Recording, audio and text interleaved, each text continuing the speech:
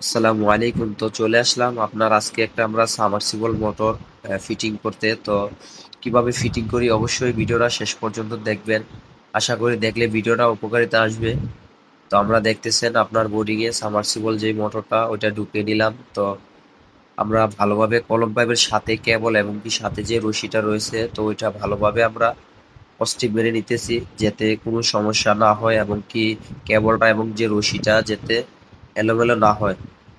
তো দেখতেছেন আপনার কিভাবে আমরা কলম পেপে মেনে নিতেছি। তো আগে যে মোটরটা ছিল তো ওই মোটরটা আপনার মূলত কয়েলের সমস্যা ছিল। আমরা মিস্ত্রির কাছে নিয়ে গেছি।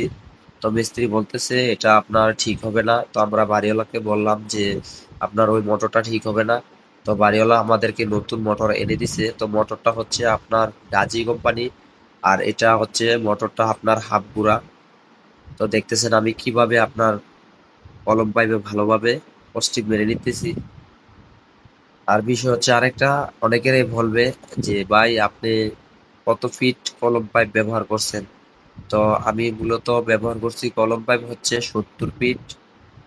তো 70 ফিট ব্যবহার করার পরে হচ্ছে আপনার সুন্দরলি ভাবে আপনার হচ্ছে পানি আমাদেরকে সুন্দর দিতেছে।